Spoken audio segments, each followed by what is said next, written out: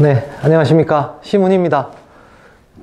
수능이 이제 참 어려웠다 이런 얘기가 많은데요.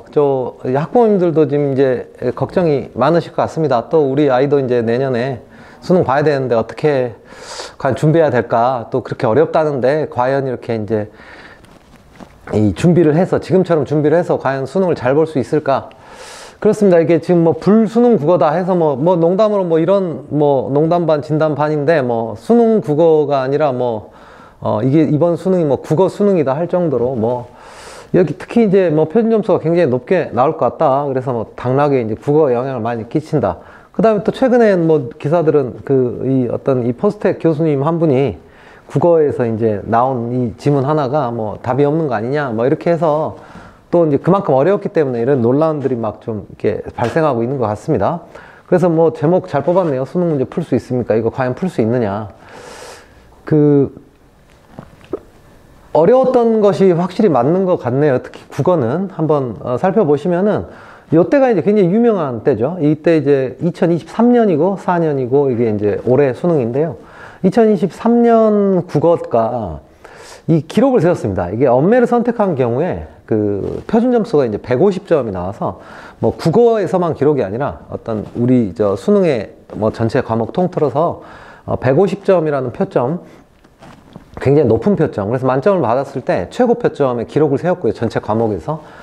수능 상당히 오래된 시험이죠. 근 20년 이상 된 시험인데, 이제까지 이제 표준 점수를 뽑아보면 이때 가장 높았습니다. 그런데 이번에 지금 엄매 예상 표점이 만점을 받았을 때, 기록이었던 이 150점대랑 거의 육박하고, 지금 이렇게 점수가 149점 정도로 예상이 되고요. 등급컷도 화법과작문이 이제 89점, 언어와 매체가 85점 정도가 예상이 되고 있으니까, 이제까지 가장 어려웠다는 2023년 수능, 요 수능과 거의 비슷한 정도의 난이도로 국어가 출제가 되었습니다. 그런데, 이제 학부모님들께서 이제 아직 원서를 안 써보신, 그러니까 첫째가 없어서 이제 이번 보이는 아이가 첫째면은 원서 안 써보셨잖아요. 사실은 좀 잘 보실 게 요게 요 점수입니다. 이게 132점인데 이게 이제 1등급 컷을 받았을 때, 그러니까 85점 받은 학생은 표점이 이제 132점인데 이제 언어와 매체를 선택해서 만약 만점을 받았다 이렇게 하면은요 149점이니까 17점 차이가 나죠. 그러니까 이제 이 17점이란 건 나도 1등급이고 너도 1등급인데 그 사이에서 17점 차이면은 굉장히 큰 차이입니다. 흔히 이제 우리가 한 7점 정도, 이 표점에서 이제 전체 총점 1000점으로 환산했을 때 한 7점 정도 차이가 나면은 이제 우리가 이제 지원할 수 있는 대학이 바뀐다고 이렇게 생각을 하거든요. 근데 지금 이 국어 과목 안에서만 17점 차이가 지금 날 것으로 예상되고 있기 때문에 특히 상위권 변별에는 국어가 좀 절대적인 역할을 하지 않겠는가, 이렇게 지금 예상이 됩니다. 2023년의 수능, 2024학년도 수능 때는 나름 기록이 하나 있었죠. 이렇게 어떤 기록이 있었냐면, 의대에 합격한 학생이 수학을 2등급 받고도 의대에 합격했다. 국어를 다 맞아서. 그래서 이제 의대에 수학 2등급인데 서울권 의대에 합격하는 이런 일이 발생하기도 했습니다. 그때랑 비슷하게 이번에도 이제 국어가 상당히 큰 상위권 변별의 역할을 할 것으로 보입니다. 도대체 그런데 국어가 어렵다. 이게 하는 게 도대체 이제 어떤 메커니즘으로 아이들이 이제 국어를 어렵게 느끼고 또 어떻게 출제를 해서 아이들이 결국 상위권 변별을 국어로 하고 있는가라고 하는 거를 오늘 좀 설명을 간단하게 드리겠습니다. 먼저 제가 이제 제목을 불수능 국어의 본질이라고 그랬는데요. 사실 이 오답률 상위 문제들을 살펴보면요. 거의 이제 왜 어렵구나. 아이들이 어떤 요소가 아이들에게 이렇게 시험을 어렵게 느끼게 만들었는가라고 하는 부분이 잘 보입니다. 일단 화작을 선택한 아이들의 경우 오답률 상위 7개인데요. 이거 3점, 이 점수를 다 더하면요. 이게 이제 컷입니다. 그러니까 쉽게 말하면 이거 7개를 다 틀리면은 2등급 밑으로 가는 거죠. 그래서 이 중에 하나라도 이렇게 맞추면은, 그래도 이제 1등급이나 2등급, 이 급간 사이 정도에 올 수 있는데, 여기서 이제 이걸 다 틀렸다. 그러면 이제 2등급 내지는 3등급으로 가는 건데요. 그래서 이제 요 문제가 실제로 수능은 전국에서 이제 50만이 봐야 되기 때문에 사실 정답률 90%짜리 문제도 있습니다. 그래서 정답률 90%라고 하는 거는 뭐 사실상 응시한 학생들은 다 맞았다는 건데요. 그런 문제들도 포진되어 있기 때문에 실제로는 1, 2, 3등급 가르는 문제는 한 7문제에서 한 10문제 정도로 보시면 됩니다. 그런데 7문제 구성을 보면은 다 이렇게 6개가 독서 이렇게 하고 한 문제가 이제 화작 선택 과목에 들어왔네요. 언어와 매체를 선택하는 경우에는 특이한 게 이제 문법이 3문제나 오답률 7위 안에 들어왔습니다. 그래서 아까 제가 이제 올해 만점자 표점이 149점으로 이제 입시 기관들에서 예상하고 있는데 제가 생각할 때는 이번에 기록 깨지 않을까 싶습니다. 왜냐면 이게 이제 엄매를 선택해가지고 엄매에서 이 문법 문제들이 오답률 상위에 많이 들어왔기 때문에 이거를 다 맞춰가지고 1등급을 받으면 이게 이 상위권, 그러니까 최상위권 학생의 경우에는 표점이 지난번에 이제 2023학년도 때 150점이었는데요. 이거 150점, 151점 막 이렇게 가지 않을까, 기록 한번 깨지 않을까 하는 생각이 뭐 듭니다. 여튼 독서 4개, 그죠? 독서 4개, 엄매 3개입니다. 여기서 이제 좀 잘 보셔야 될 게 뭐냐면요. 이게 수능이 조금 국어가 좀 쉽게 나왔다. 그게 좀 어렵게 나왔다. 이게 차이가 뭐냐면 여기에 잘 보시면 독서 지문이 이제 세 지문이 출제가 되거든요. 그런데 이 세 지문 가지고 이제 뭐 언론에서 이번에 뭐 철학 지문, 그러니까 인문 계열의 철학 지문 칸트가 나와서 학생들이 너무 어려웠다 이렇게 얘기를 많이 하는데요. 그러니까 저는 사실 이제 저도 이제 풀어보면서 느낀 거는 그 인문 지문 자체가 어려운 게 아니라 잘 보시면요. 세 지문이 독서 지문 출제가 되는데 실질적으로 보면은 오답률 1위가 이제 과학, 물리 계열 지문에서 금속에 관한 지문이 나왔습니다. 그런데 이게 과학이고 여기 법학, 사회 요거는 이제 그 어떤 연대 보증에 관련된 거, 법에서 보증 관련된 거. 그래서 이제 요 부분들은 이게 지금 과학이고 사회고 그다음에 인문이잖아요. 그다음에 사회고 과학이고. 그래서 사실 보시면 세 지문 모두 좀 난이도가 있었다는 거예요. 지문 자체가.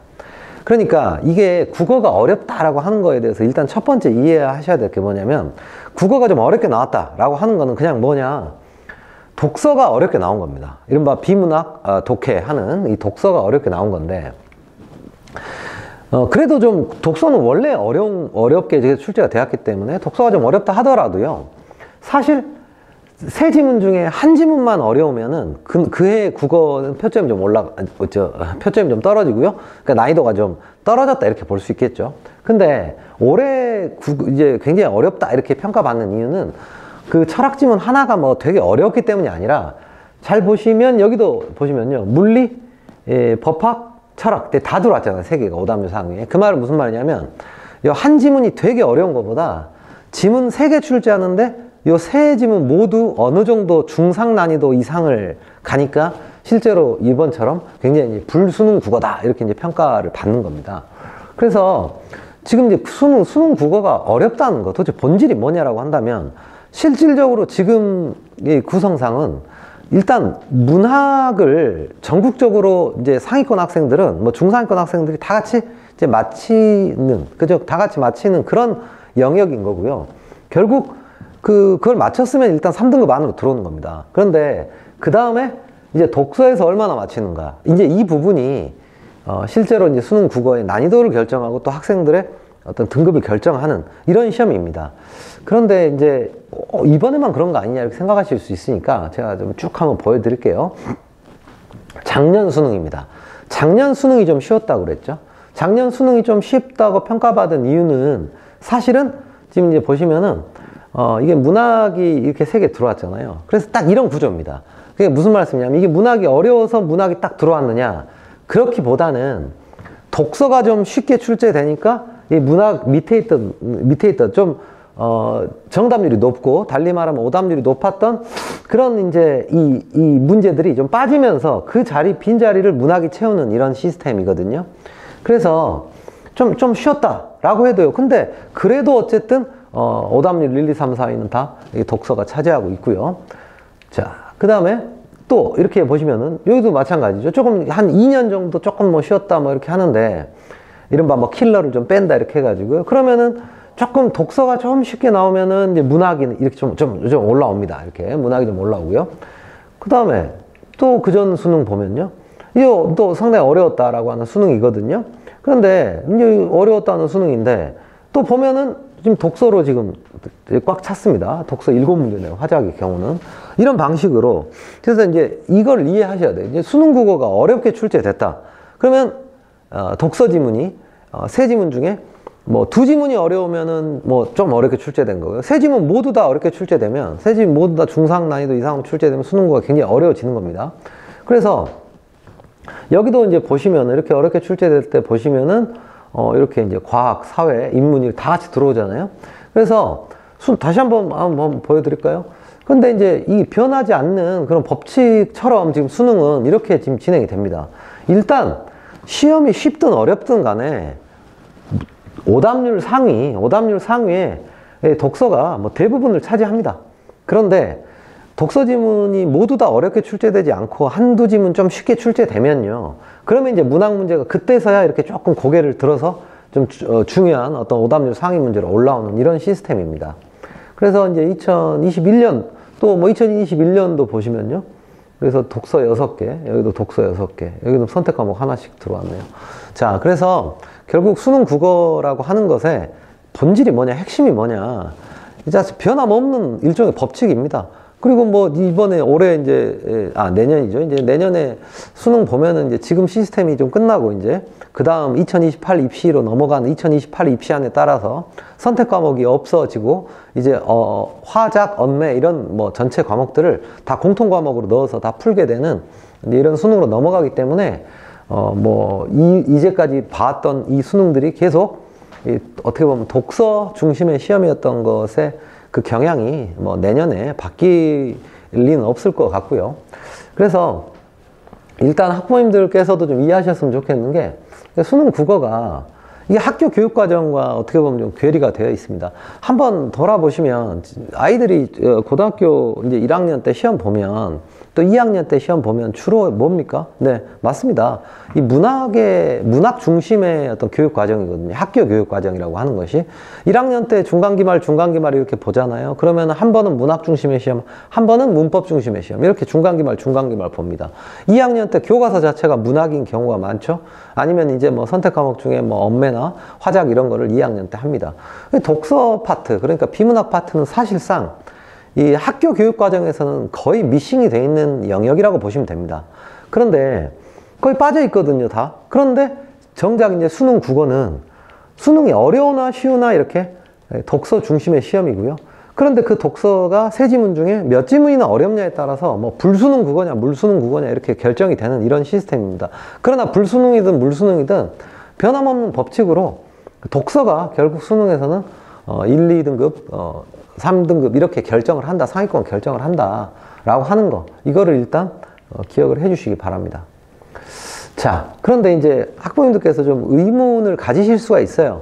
아니 그렇게 문학을 이렇게 공부를 학교에서 이제 많이 하고 또 평소에 무슨 특강 같은 거 막 국어 특강 들으면 문법 특강 아니면 무슨 뭐 현대시 특강 이런 거 아니겠습니까? 그래서 이제 문학 공부 많이 하는데 그럼 문학은 왜 이렇게 수능에서 이렇게 힘이 없는 과목입니까?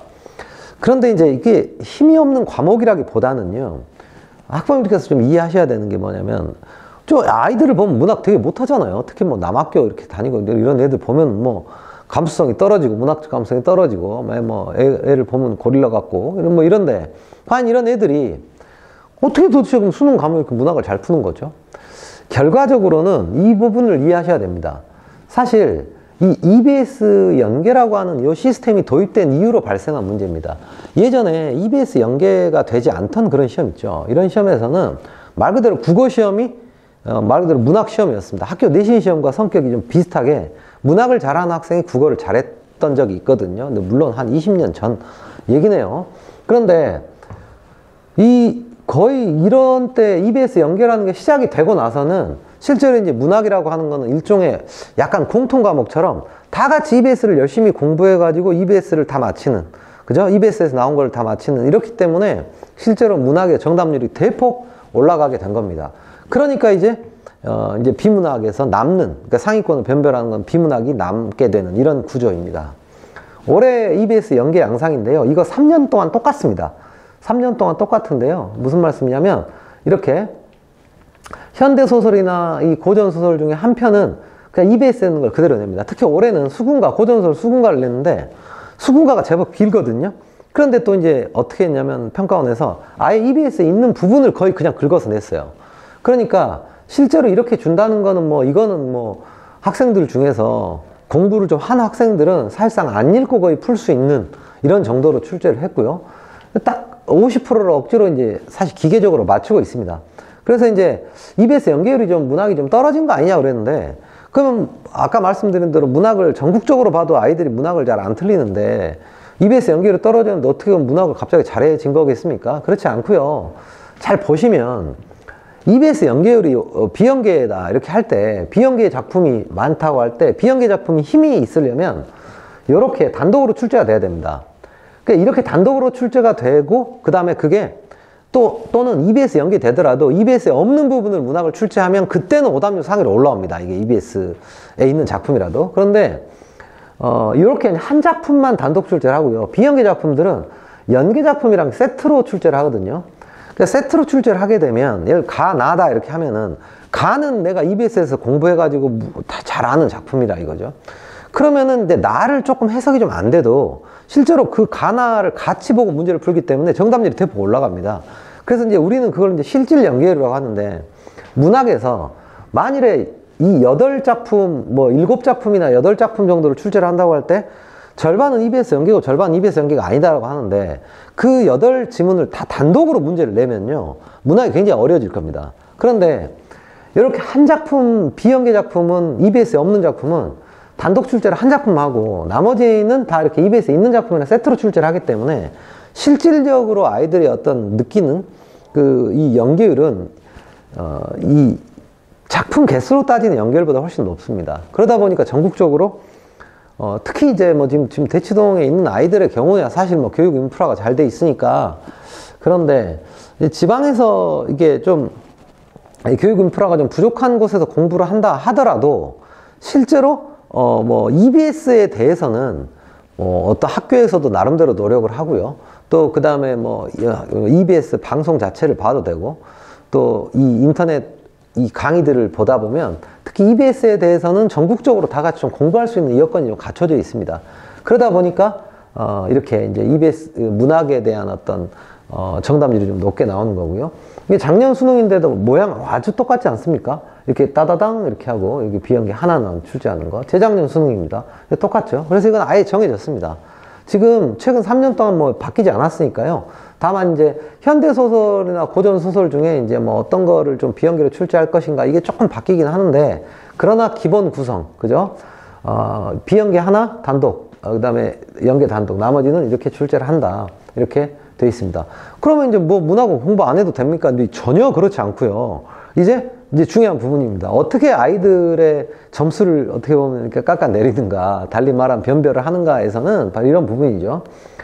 문학을 틀리지는 않는데 이렇게 선지들을 상당히 길게 줍니다. 그러니까 선지 하나가 이게 3개, 막 4줄도 가죠. 막 이렇게 출제를 하면요. 아이들 입장에서는 이제 어떠냐면 틀리는 게 아니라 문학을 마치기는 마치는데 여기서 이제 시간의 압박을 느끼게 됩니다. 그래서 이게 일단 좋은 점수를 받으려면 문학을 나 다 맞췄으니까 나 잘한 거다, 문학 잘했다, 이거 전혀 아닙니다. 어차피 상위권 아이들은 문학 다 같이 맞춥니다. 그러니까 이 문학의 부분에 대해서는 그 시간을 어떻게 문학에서 시간을 아낄 것인가. 근데 아까 좀 전에 말씀드렸듯이 문학 작품들은 절반 이상이 EBS에서 그대로 갖다가 내는 거잖아요. 그러니까 나 EBS 공부 안 해도 그거 풀어서 실력으로 맞출 수 있어. 물론 맞출 수 있습니다. 그런데 맞추게 되면, 그런 식으로 맞추게 되면 시간이 엄청 걸립니다. 그럼 아까 말씀드린 대로 독서에서 결국 세 지문을 중에 몇 개 푸는가가 1, 2, 3등 결정하는 건데, 그런데 그 독서 세 지문을 풀 시간이 턱없이 부족하겠죠. 그래서 이제 수능을 망치게 되는 그런 시스템입니다. 그래서 이게 뭐 사실 오늘 굉장히 중요한 얘기, 주제에 가깝습니다. 이 문학은 결국은 맞히게 됩니다. 그래서 지금 2학년 학부모님들께서 우리 애가 문학을 못하고요, 학교에서 시험 보면 맨날 문학 틀리던데요. 그러니까 왜 그러냐면 학교에서 시험 본 게 문학밖에 안 봤으니까 문학을 틀리는 겁니다. 비문학이나 독서는 학교에서 시험을 안 보니까 비문학이나 독서는 틀릴 기회가 없어요. 그리고 또 2학년 때 모의고사 보잖아요. 그러면은 사실 1학년 때 1등급이 뭐 2학년 때 2등급 되고 3학년 때 3등급 된다는 게 뭐냐면 1, 2, 3학년에 가장 큰 차이가 나는 모의고사들의 차이가 나는 것이 또 바로 독서입니다. 그래서 2학년 때 모의고사 봐서 애가 독서는 잘하는데요, 이렇게 생각하시더라도 그 상당히 위험한 생각입니다. 2학년 모의고사와 이제 3학년 모의고사 이런 거, 이게 굉장히 문학은 어차피 문학이 뭐 고1, 고2, 고3 문학이 다르다 이렇게 말할 수가 없거든요. 이 그냥 중등 문학과 이제 고등 문학 정도의 수준 차이가 있다라고 보시면 되지, 고등학교 이 문학은 1, 2, 3학년 이렇게 나누는 것이 좀 어렵죠, 기본적으로. 근데 독서의 경우는 수준이 고3 때 확 올라갑니다. 그래서 문학은 다시 말씀드리면 EBS에 있는 작품을 충실히 공부를 해가지고 수능 시험 때 EBS 연계된 작품은 안 읽고 푼다. 이렇게 해서 시간을 관리를 해야 됩니다. 그렇게 해서 그 남은 시간을 이제 독서에 투자하는 그런 어떤 전략을 세우는 것이 현명하겠습니다. 자, 이제 아까 독서가 결정한다. 그럼 독서 도대체 어떻게 할 거냐 이건데요. 진짜 이 논란은 끝났다고 봅니다. 예전에 사실 뭐 독서는 이 소재를 연계하기 때문에 EBS를 공부하는 것이 그렇게 효과가 없다, 뭐 이런 얘기들 하시는 뭐 선생님들도 계시고 그랬습니다. 그런데요, 이제 한 4년 됐습니다. 이제 이 소재 연계란 말은 그냥 잊어버리십시오. 올해 수능에 보면요, 이제 아까 독서 세 지문이고요, 또 그 앞에 독서론이라고 해서 이제 다음 수능에서는 이거 이제 없어졌습니다. 근데 마지막으로 이제 내년에 하는 독서론이라고 해서 세 문제짜리 있거든요. 별 뭐 중요하지 않은 지문인데 뭐 어떻게 책을 읽어야 하는가 뭐 이런 건데요. 뭐 그냥 다 같이 이제 몸풀기 차원에서 마치는 영역입니다. 그런데 그러면 그것까지 일종의 독해니까 총 4지문 있다고 하면요, 4지문 모두 EBS에서 연계를 합니다. 근데 이 연계의 수준이 상당히, 연계가 거의 약간 어느 문단, 한 2문단 정도는 EBS를 그대로 긁어다 옮긴 것 같은 이런 식으로 연계를 하기 때문에 더 이상 이제 소재 연계란 말을 잊어버리시는 게 좋고요. 독서도 다 내용 연계입니다. 그래서 올해 아까 이제 법 지문이 나왔다고 그랬죠. 담보와 연대보증. 근데 요 지문이 가나로 돼 있는데요, 수특에 있는 두 지문을 합쳐서 만든 지문이라고 생각하시면 됩니다. 자, 열팽창 원리와 액추에이터라는 과학 오답률 1위를 기록했던 이 과학 지문인데, 낮은 열팽창 계수를 가진 금속이라는 지문이 수특에 있었습니다. 그래서 사실 요거는 굉장히 좀 뭐랄까 연관이 좀 많이 되어 있다고 할까요?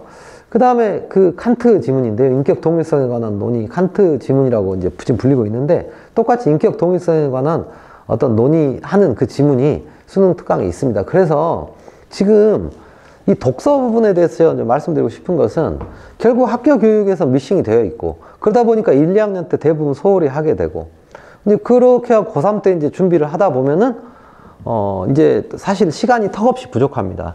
그러니까 요 독서 때문에 재수하는 경우가 많아요. 그러니까 아쉬움이 남는 거죠.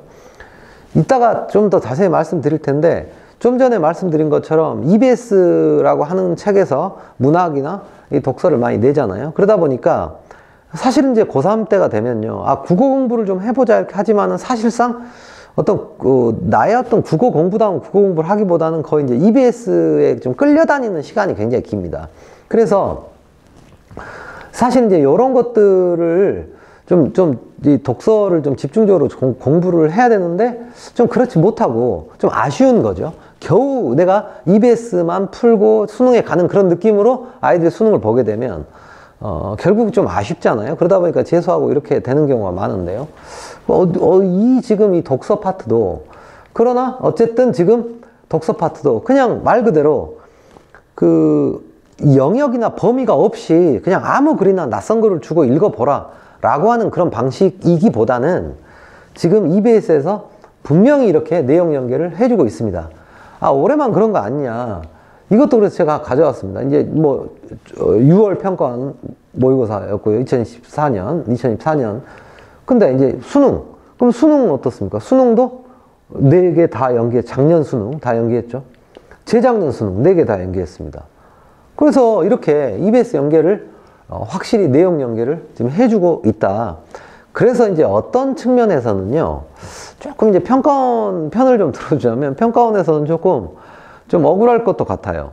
그게 무슨 말이냐면, 아니, 심지어 문학은, 아까 보시면 문학은 비연계 막 있잖아요. 이렇게. 비연계 있는 거 있는데, 안 그렇다고요. 독서는 오히려 어때요? 독서를 EBS에서 다 내준다는 거예요.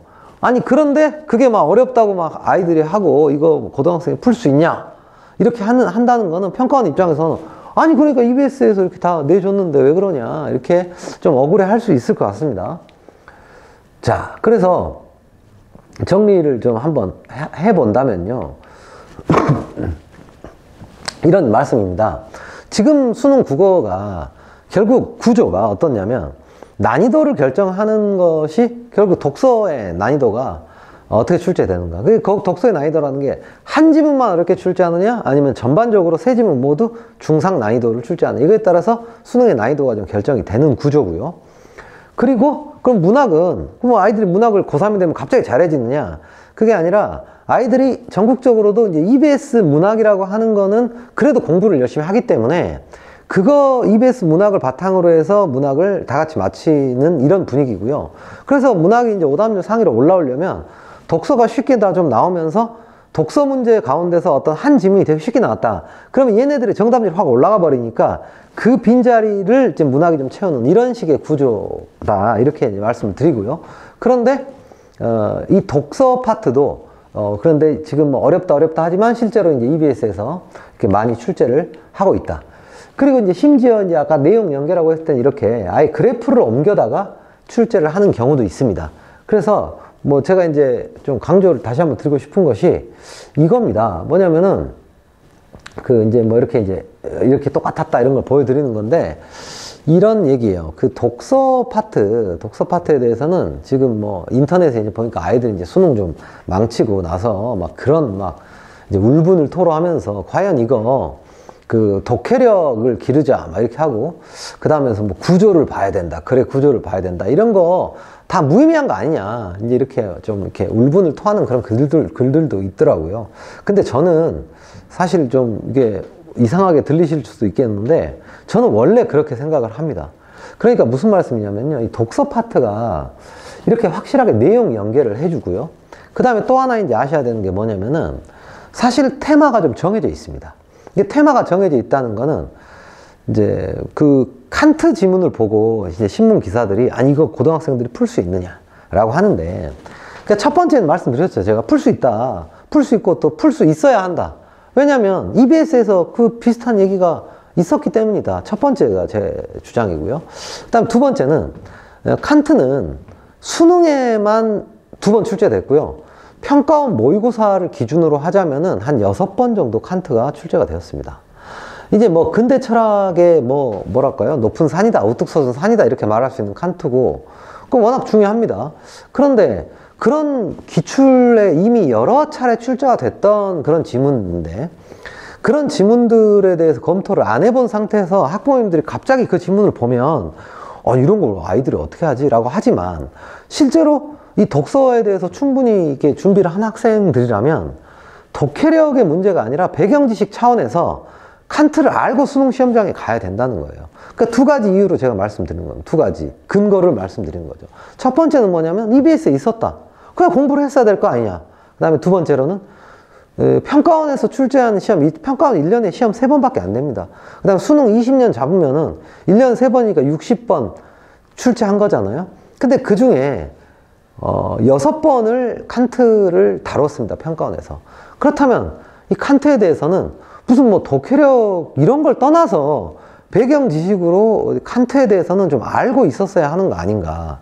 그러니까 신문이나 아니면 학부모님들이 순간 그런 그 전사를 모르고 그러니까 EBS에 있었다는 것도 모르고 칸트를 기준으로 계속 출제했다는 것도 모르는 상태에서 그 지문을 딱 봤을 때는 이게 뭐 이런 걸 고등학생이 어떻게 풀어? 이렇게 생각할 수 있지만 그 다음에 이거 배경 지식이 있어야 되겠네? 라고 이제 학부모님들이 생각하셨다면 맞습니다. 네. 이거를 고등학생들이 못 푸는 이유는 배경 지식이 없기 때문이고 그런데 고등학생들이 공부를 충실하게 수능 대비를 했다면 제 생각에는 EBS에 있었으니까 공부를 했어야 하고 기존에 기출로 여러 번 출제됐기 때문에 이것을 이미 좀 배경 지식을 알고 있어야 한다 라고 생각을 합니다. 그래서 이제 제가 이제 그럼 어떻게 할 거냐라는 걸 좀 말씀을 드리겠습니다. 일단 순서를 좀 바꿔서요. 이렇게 말씀드려 볼게요. 3월에 수능 특강이라는 책이 나옵니다. 그런데 이게 이제 총 그 수능 특강이 11권이 나오거든, 전 과목으로 하면. 근데 이 중에서 이제 국어는 3권이 나옵니다. 그런데, 그럼 산술적으로 한번 생각해 보십시오. 방금 6월 평가원 모의고사부터 아까 보여드린 대로 EBS에서 막 때려내거든요. 그러면 3월 달에 나와가지고 3, 4, 5, 그죠? 근데 6월 모의고사가 이제 6월 초순에 있으니까. 그럼 뭐 길게 잡으면 한 100일 정도 되고, 짧게 잡으면 뭐 3달 정도, 90일 정도인데, 그 동안에 11권 다 풀어야 됩니다. 그러니까 현역들 입장에서는요, 일단 3월이 돼서 EBS가 이렇게 나오잖아요. 그러면은 이제 EBS에 거의 막 질질 끌려다닙니다. 푸는데 이제 급급해요.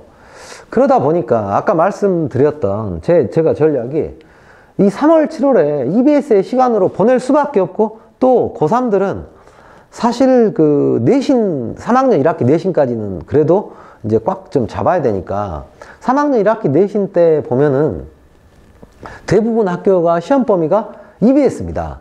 그러니까 EBS를 또 안 풀 수도 없어요. 어차피 이 시간에는, 이 기간에는 내신을 위해서도 그렇고, 그 다음에 또 자기 수능을 위해서도 그렇고, EBS 11권과 이렇게 씨름을 해야 되는 시기로, 이게 남겨둘 수밖에 없습니다. 자, 그런데, 요때는 특히 이제 뭐 EBS 문학, 그죠? 이제 이때 한 100한 10작품? 100한 20작품? 뭐 이 정도 공부해야 되는데, 3월, 6월에 이거를 EBS 문학만 해도 굉장히 벅차고, 대부분 학교에서 이제 이거 EBS 문학의 시험 범위인데, 그렇게 하고요. 이게 다 풀잖아요? 근데 그래도 다 풀었다.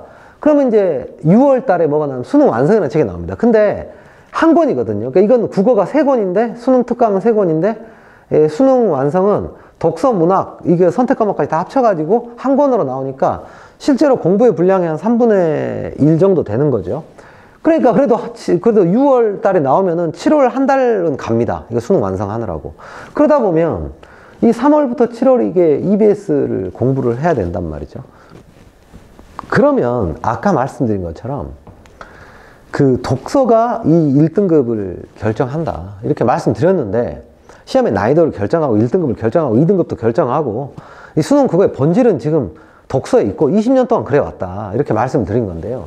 그런데 3월, 7월에는 EBS 풀다가 죽어요. 그러면은 결국 그 독서는 언제 공부할 거냐.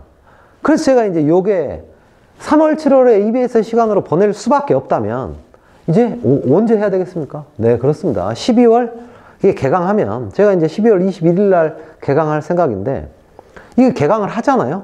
그 개강하면 그때가 오히려 1등급 받는 공부를 그때 해야 됩니다. 그리고 이 3월, 7월 EBS는 등급을 방어하는 공부예요. 그러니까 예를 들면 뭐 3등급 방어형 공부다. 근데 이걸 안 할 수는 없거든요.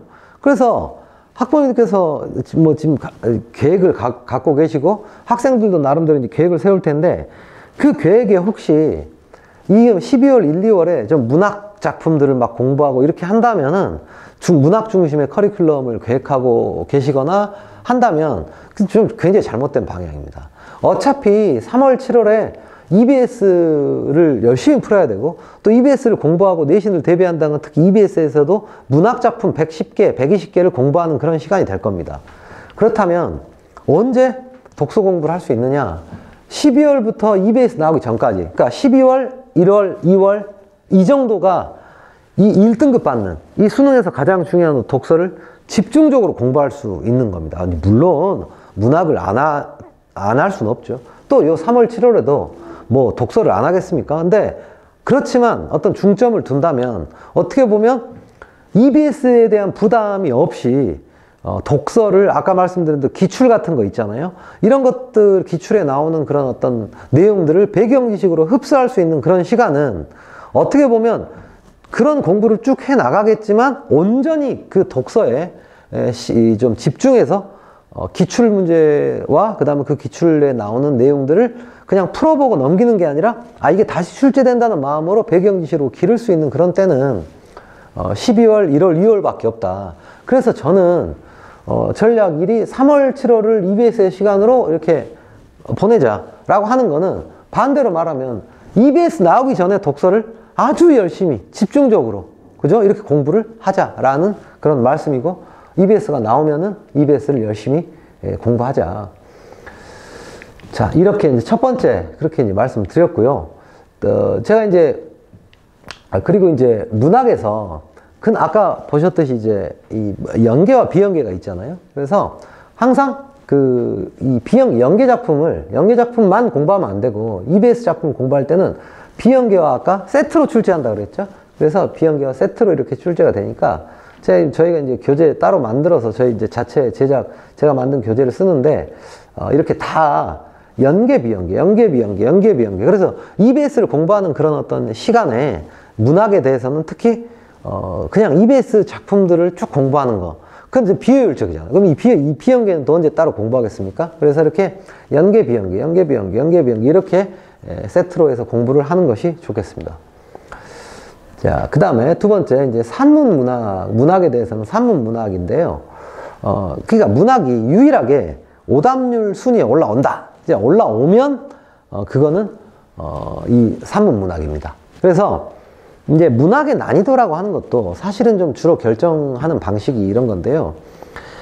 소설들이, 심지어 한 600페이지, 300페이지짜리 이런 소설들이 EBS에 실리면, 그걸 어떻게 다 실겠습니까? 한쪽 실립니다, 한쪽. 그러니까 300쪽 중에 한쪽만 EBS에 실리는 거죠. 그리고 출제할 때는 EBS 연계라고 하지만 실제로 출제할 때는 EBS에 실리지 않은 부분, 그죠? 그러니까 같은 작품에 EBS에 실리지 않은 부분을 출제를 하면은 문학 난이도가 좀 올라갑니다. 그래서 어떻게 보면 아이들이 이제 틀릴 수 있는 문학에서는 EBS를 성실하게 준비했음에도 틀릴 수 있는 영역은 딱 요 산문문학이다. 그래서 산문문학 한 30작품 정도 읽으면 실제로 이제 그 부분까지 해결됩니다. 아까 말씀드린 것처럼 EBS에 출제했는데 읽어보지 않은 부분에서 냈을 때 어려운 거니까요. 그래서 산문문학은 매주 이렇게 전문을 제가 정리해서 EBS에 있는 작품에 전문을 줍니다. 이거 언제 읽느냐라고 하시는데요. 실제로 이제 제가 너무 긴 작품은 16쪽에서 어떤 20쪽 넘어가지 않도록 또 좀 요약도 해가지고 이렇게 줘서 근데 사실 아이들이 제일 좋아합니다. 아까 처음에 말씀드린 거 기억하고 계신지 모르겠습니다. 문학은, 이제 정답을 맞추는 것만으로 만족해서는 안 되고, 비문학, 독서를 풀 수 있는 그런 시간을 확보한다는 점에서 문학을 빨리 푸는 게 중요하다고 말씀드렸는데요. 이 산문문학을 전문 읽기로 매주 읽으면요. 아이들이 수능 시험장에서 5분을 벌게 됩니다. 근데 그 5분이 중요하냐 이렇게 하실 수 있지만요. 흔히 5분이면 문학 작품은 한 세트 다 풀 수 있고요. 독서 10분 정도 쓰니까 독서 한 지문을 풀 때 문학에서 내가 읽어본 작품이 딱 나와가지고 사실상 훑어보고 바로 문제 풀면요. 고전 소설 이런 거 한 4분 컷 할 수 있거든요. 그럼 4분 컷 하면 거기서 남은 시간을 독서에 어떤 좀 어려운 지문에 이제 10분이 아니라 15분 쓸 수 있는 그런 시간적인 여유가 생기는 거죠. 그래서 이 부분은 이게 읽어보면, 이거는 아까 말씀드린 대로 우리의 어떤 전략. 그러니까 문학을, 빨리 풀고, 맞히는 거에 만족하지 말고 좀 빨리 풀어서 시간을 아끼자라고 할 때, 이 산문문학을 전문을 매주 제가 이제 제공을 해서 아이들한테 읽히고 있으니까요. 그래서 이제 그걸 읽고 간 아이들은 이제 문학에서, 이제 그렇습니다. 현대소설, 현대소설 3분 컷, 그죠? 고전소설 4분 컷, 이렇게 하면은, 독서에 거의 이 수능 시험에서는 독서에 35분쯤 쓴다고 하는데 40분, 그죠? 또는 내지는 45분까지 쓸 수 있게 돼서 결과적으로 높은 점수를 받는 데 도움이 될 겁니다. 자, 이제 마지막으로 독서에 대해서는 제가 이 선생님들이 설명회 하시는 것도 제가 한 번씩 보고 또 이제 강의 같은 것들을 제가 참고를 하는데, 그런데 이제 이 독서 부분에 대해서는 참 그런 경우가 많은 것 같아요. 이제 크게 보면 이런 부류의 수업들이 있는데, 어떤 부류의 수업들이 있냐면 어차피 배경 지식 필요 없다. 이 독해력으로 돌파할 수 있다. 이렇게 하는, 그래서 독해하는 어떤 방법 이런 것들을 좀 연구를 하고 해보자. 이렇게 이제 주장하시는 선생님들이 있는데, 저는 솔직히 이게 운전이랑 좀 비슷하다고 생각합니다. 그러니까 무슨 말씀이냐면, 운전의 기술이라고 하는 게 그렇게 많이 있습니까? 그러니까 이게 악셀레이터 밟으면 나가고, 그저 브레이크 밟으면 멈춘다. 왼쪽으로 돌리면 왼쪽으로 가고, 오른쪽으로 돌리면 오른쪽으로 간다는 거를 그게 기술이라고 한다면, 실제로 우리가 운전을 하다가 어려움을 겪고 사고를 내고 하는 것은 기술이 부족해서가 아니라 그 어떤 낯선 환경에서, 그죠? 그래서 운전할 때 어느 운전이 가장 편합니까? 내가 자주 가본 길을 가는 게 가장 편하죠. 그래서 실제로 독서의 방법, 기술, 이런 부분들 필요하겠죠. 필요하지만 그것이 실제로 어떤 독서의 성취도에 미치는 영향은 정말 미미하다고 생각합니다. 결국은 누가 글을 잘 읽고 문제를 잘 푸느냐, 독서 파트는 그 필드에 대해서 배경 지식이 있는 학생, 그리고 그런 어떤 그 필드의 글을 많이 읽어본 연습을 한 학생이 잘 푸는 겁니다. 그래서 독서의 밑줄을 긋고 동그라미를 치고 막 별표를 치고 막 문단의 주제는 어디 첫 문단 뭐 앞에 있고 뒤에 있고 글의 구조가 어떤 모양이고 이런 것은 실제로 그런 것들이 수능 그 독서 지문을 독해하는데 그 독서의 성취도에 어떤 영향을 끼칠까 저는 굉장히 회의적으로 보고요. 독서는 이 배경 지식입니다. 압도적으로 배경 지식입니다. 그런데 아까 말씀드린 대로 EBS에서 내거든요. 그리고 올해는 출제가 안 됐지만 경제지문 같은 경우는 나오면 무조건 킬러다 이렇게 해서 근데 이제 뭐 킬러를 조금 좀 배제하자 이런 추세로 한 2년 정도 출제가 안 됐었는데 그런데 경제지문 같은 경우에서 예를 들면 환율 있잖아요. 그 환율 지문 같은 경우는 수능에만 3번 출제가 됐습니다. 그런데 그런 지문들이 이제 또 출제가 된다고 할 때, 기존에 나왔던 테마가 다시 출제된다고 할 때, 우리는, 아, 됐어. 나는 배경 지식 없어도 독해력으로 돌파할 거야. 이런 태도는 좀 무모하지 않습니까? 나왔던 것이 다시 나오고, 그 다음에 EBS에서 또 내고, 칸트, 그죠? 수능에만 2번, 이미 2번, 그러니까 이번이 3번째네요. 그 다음 평가원 모의고사까지 하면 6번. 그 다음에 EBS에도 있었고. 그럼 칸트에 대해서 좀 알고 가는 것이 현명한 방법 아니겠습니까? 이게 배경 지식을 아예 범위가 없다면, 우리가 이 대학에서 가서 공부하는 그 전공 영역만큼이나 각 전공만큼이나 너무나 방대한 배경 지식이 필요하다. 이렇게 생각해서 이거는 아예 엄두가 안 난다. 이런 맞는 말씀이죠. 그럴 수 있는데 그런데 분명히 EBS라는 책과 그 다음에 그 어떤 기출이라고 하는 어떤 정도의 우리가 배경 지식을 길러야 하는 어떤 범위가 주어졌다면 우리는 그거를 그냥 문제를 풀어보고 마치는데 만족할 것이 아니라 이거는 다시 출제된다. 이 배경 지식으로 좀 공부를 하자. 그래서 저는 철저하게 이 배경 지식을 쌓는 거 이런 방식으로 수업을 합니다. 학부모님께서 특히 제일 많이 물어보시는 게 뭐라더라? 구조 독해 말하면서 구조를 알려주시나 독해를 해주시나요? 그러는데 그냥 이렇게 말씀드릴 수 있겠습니다. 저는 글의 어떤 구조 이런 거는 사실 그냥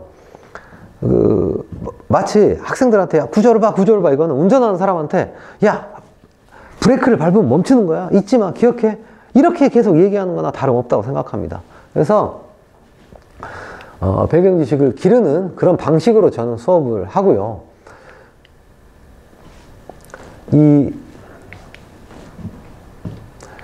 실제로 이렇게 요거를 좀 말씀드릴게요. 그래서 저는 아까 겨울에 뭐 해야 된다고 그랬죠? 겨울에 독서 공부를 집중적으로 해야 됩니다. 그래서 여기 이렇게 법학, 행정, 예술, 미학, 인지, 생물인 이런 부분들을 쭉 이렇게 만들어 놓고요. 기출을 다 이렇게 정리를 해 놨습니다.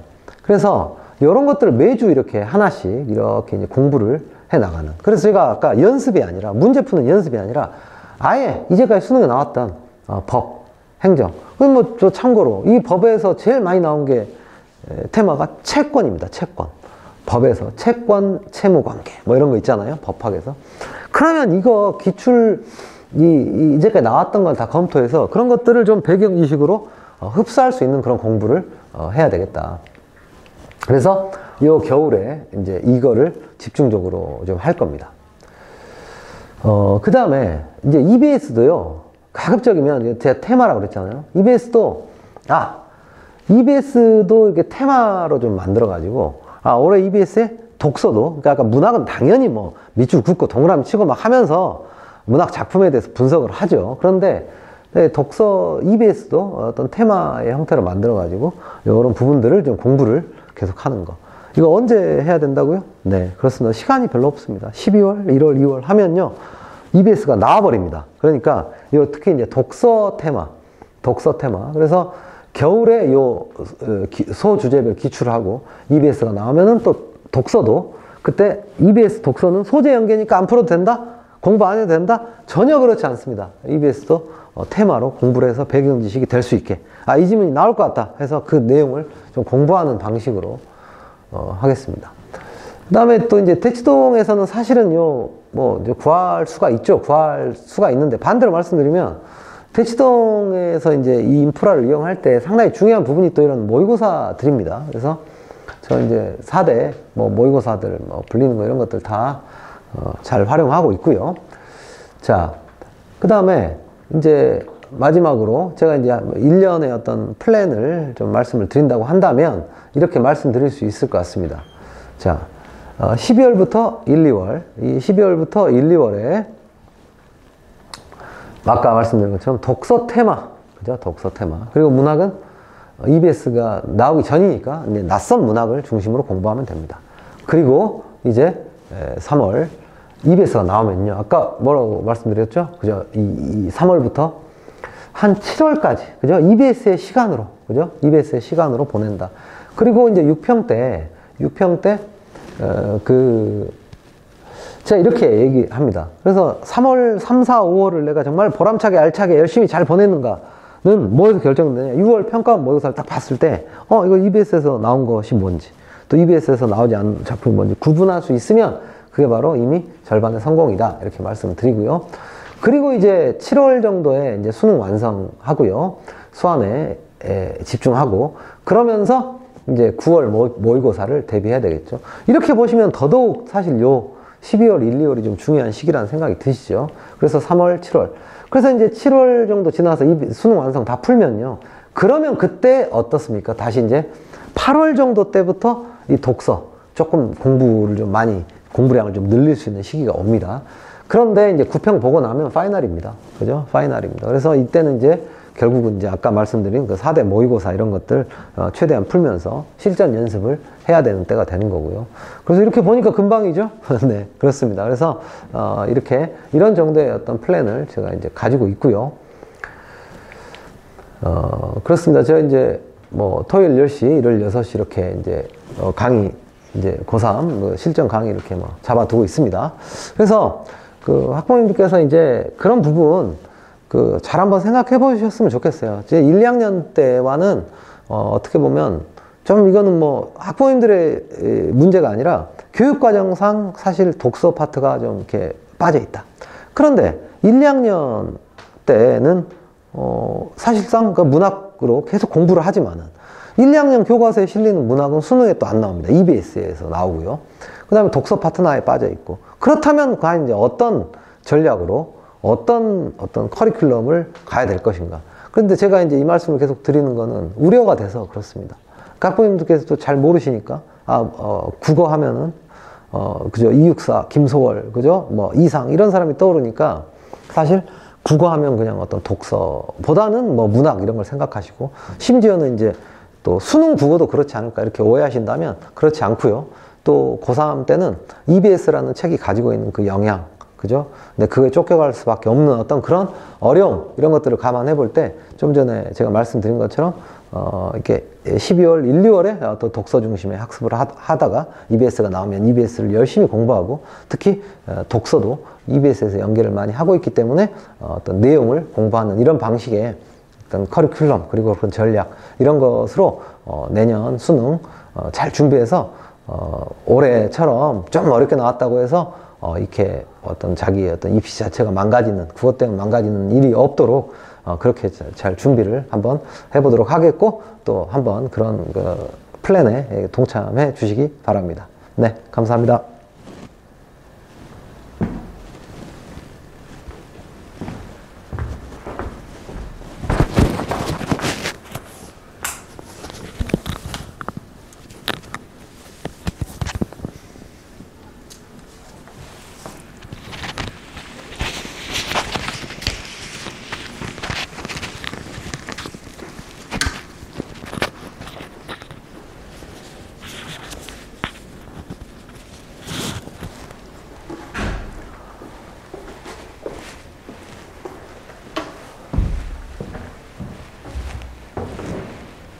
네, 네.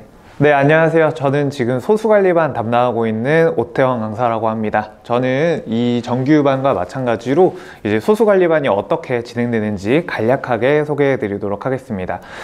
일단은 제 수업 같은 경우에는 평일에 한 번, 그 다음에 주말에 한 번, 이렇게 총 일주일에 2번씩 오게 됩니다. 그래서 제 고3 반 같은 경우에는 토요일 2시, 그 다음에 일요일 저녁 6시, 그 다음에 수요일 6시, 이렇게 세 타임으로 구성되어 있고요. 그 다음에 평일 같은 경우에 클리닉은 제가 학생들이랑 시간을 정해가지고 클리닉 때 하프 모의고사를 볼 예정입니다. 그래서 정규 수업 같은 경우에는 이제 문학, 비문학 위주의 수업을 하고요. 그 다음에 클리닉 같은 경우에는 이제 하프 모의고사를 풀고, 그 다음에 이 지문들을 아이들이 확실히 이해했는지 그걸 저와 이야기해보고, 매 주마다 문제를 어떻게 풀고 이 지문을 이해하기 위해서 내가 어떤 걸 알아야 하는지 제가 개별적으로 피드백을 하면서 수업을 진행해 나갈 예정입니다. 그래서 1년 동안 이 아이들을 그냥 단순히 뭐 일방적으로 공부하는 게, 가르치고 공부하는 게 아니고 아이들이랑 같이 소통하면서 아이가 미흡한 부분, 기본기들을 제가 채울 수 있도록 공부를 하려고 하고 있습니다. 그래서 지금 제가 이 소수관리반을 한 지 좀 된 것 같은데요. 그래서 보통 마감이 굉장히 빨리 되고 있습니다. 그래서 어머니들도 그래서 많이 좋아해 주시는 것 같고, 제가 매 달마다 매 주마다 문자는 당연히 보낼 거고요. 아마 한 달에 한 번씩 저랑 이제 전화 상담하면서 아이가 지금 어떻게 공부하고 있고 아이가 지금 어떤 부분이 부족한지 이런 것들을 제가 피드백을 해 드릴 거고, 거기에 맞춰서 이제 아이들 성적 향상을 위해서 제가 최선을 다하려고 합니다. 일단은 제 수업의 가장 큰 장점은 기본기를 채우기 가장 좋은 수업이다 라는 겁니다. 단순히 제가 아이들한테 글을 이렇게 읽어야 해 라고 하는 것도 올바르지만, 아이들이 약점 부분, 이런 부분들을 제가 채울 수 있도록 아이들이랑 같이 공부해 볼 테니까 많이 기대해 주시고, 우리 아이들 그 맛있는 음식 많이 해주시고 저랑 같이 열심히 공부해 볼 수 있도록 집에서 도와주시면 좋을 것 같습니다. 일단은 토요일, 일요일, 수요일에 수업 진행되는 거 알아주시면 좋을 것 같고요. 혹시나 궁금하신 점이나 문의사항은 학원에다가 연락 주시면 제가 상담 도와드리도록 하겠습니다. 일단 설명회는 여기서 마치도록 하겠습니다. 감사합니다.